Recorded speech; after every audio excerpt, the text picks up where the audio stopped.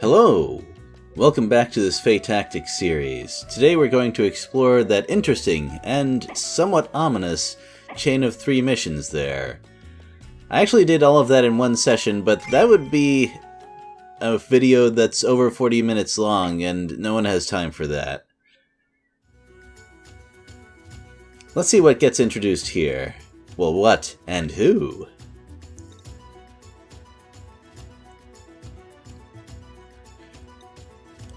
This centaur is pretty much always angry. At least, it seems that way in this particular part of the story.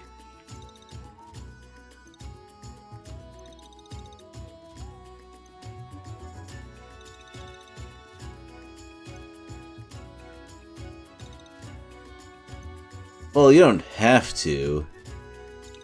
As a matter of fact, this new person can probably clear the entire map herself. Well, there might be a couple of hiccups along the way, but still. All of the enemies in this map are wind. Also, speaking of elements, I picked up a couple of new characters. There's some units that have variants, palette swaps. You capture them just like normal in a battle map, but then they share a level with their covariants.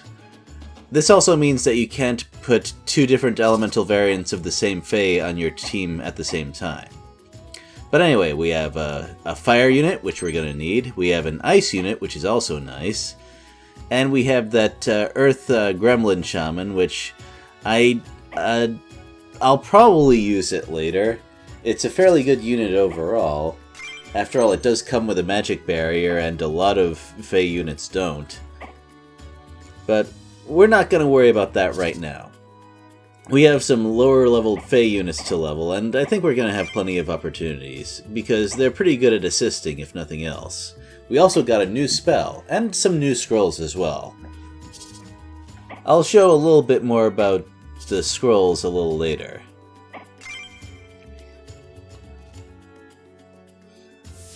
Now there is one thing I kind of neglected to do. You can use scrolls to change Peony's element from arcane to something else, which I usually don't do because there's often mixed elements on the other team and reliable crits every 3rd attack is good enough, I think. But since every enemy here is wind, I might as well have switched it to earth. Oh well. Anyway, Orowantus basically has boss stats right there. Also some fairly powerful abilities, like always cursing the enemy with poison. That seems like a pretty good way to remove enemy enchantments, even if poison itself is not all that powerful. Aside from that, the way this game works makes a situation like what we're facing right now surprisingly more tolerable than I expected. Normally, I would struggle to get kills before my overpowered NPC could, and thus get some experience. However, because enemies scale to your level, I actually don't really have any reason to be concerned. That being said, I should take the opportunity to catch up my lower level units, but assisting is actually the best way to do that, so once again, stuff like that, not a problem. The only potential problem is if the enemies drop something that I want to get, which is why I want to keep at least 1 or 2 units nearby our new friend, to pick up the rather thoroughly destroyed remnants of them.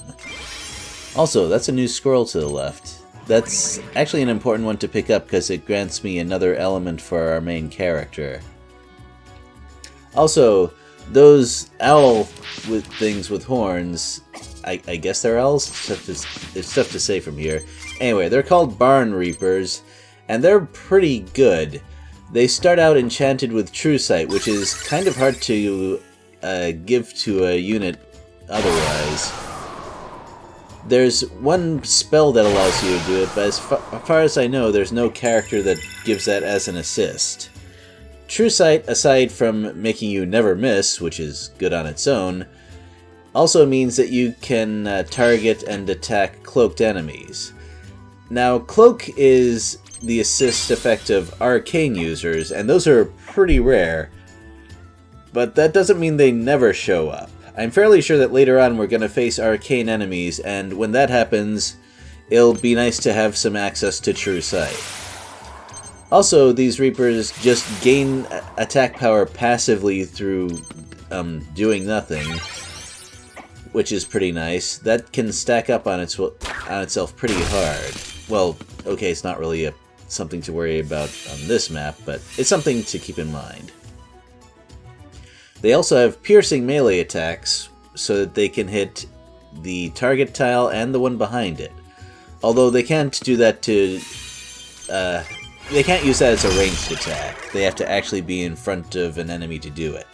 Still, potentially useful if you position things right. Whew, that was a lot of explaining, and we haven't even gotten to the new kind of enemy leader yet. Well, since all the enemies are wind, Pyachin kinda has to wait in the back. But that's okay. Mana Barrier gives experience so easily that it's tough to not level Pyachin up. Also, just as I've talked about the strong effects of an enemy...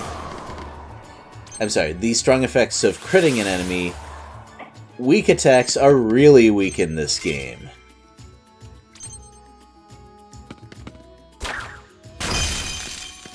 Elemental advantage is no joke.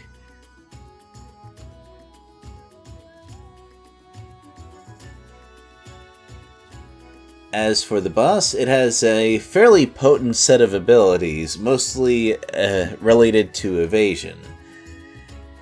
In particular, it starts with the enchantment of Dance, which automatically avoids ranged attacks, but when you dodge one, the enchantment has a chance of wearing off, and it increases with subsequent attacks. So that means the solution is to wear it down with lots of ranged attacks, right? Well, no, because this boss also has Whirlwind, which means that if it dodges an attack, its next attack on its turn is a crit.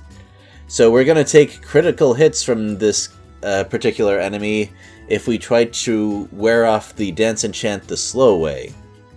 So melee attacks are the way to go, right? Well, no, because its reaction skill is Parry, which means it can sometimes avoid and then counter a melee attack. It's like a third of the time, so you can't just ignore it.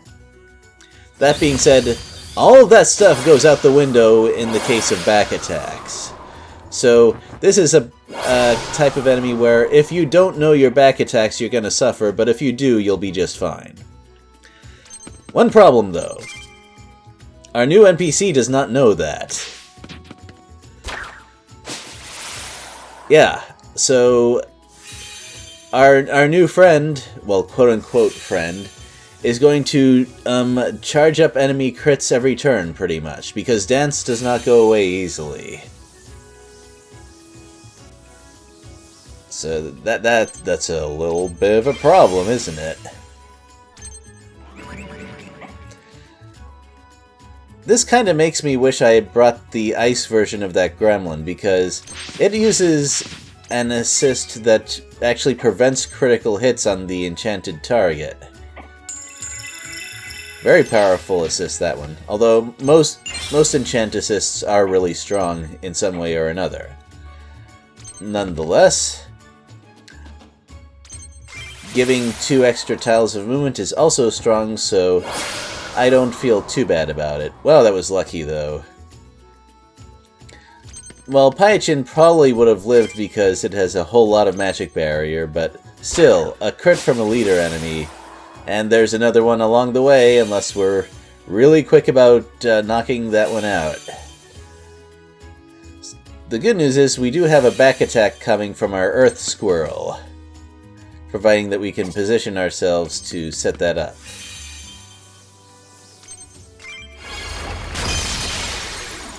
And, oh, what do you know? That Blind Curse overwrote the dance enchantment, so now we can start shooting that enemy.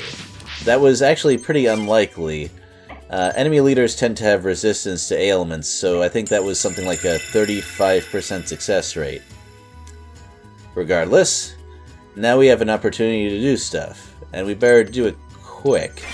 Although, now that the blind thing is on there, there's a fair chance that the boss will just miss whether it was a potential crit or not. Well, that was a lot of explaining, but hopefully it came through fairly clear. Oh, very smart. Using True Sight to overwrite... Yes, using True Sight to overwrite that curse. However, it still doesn't have Dance, so we can still start shooting it.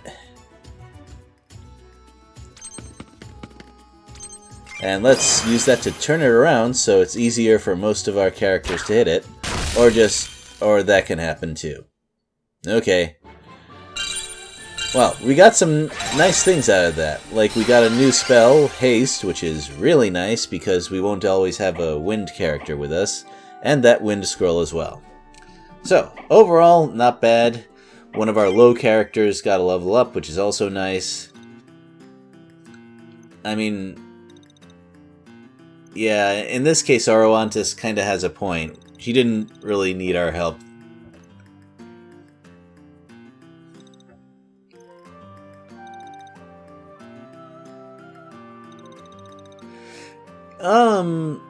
That's actually a little unfair, but Peony is not really stating her case. I think that our centaur companion would have believed us more if we just said that we actually had something to gain out of this.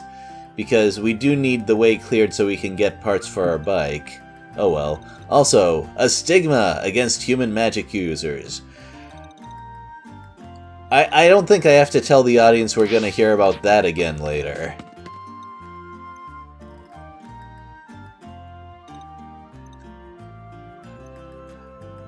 Is going with that centaur a good idea? I don't know. Let's find out over the next couple of sessions. It seems like the middle session is going to have nothing interesting in it, but there will be a couple of things of note, so I'm going to make a video about the middle map as well. Okay, well, we'll go over the details next time. Later, everyone.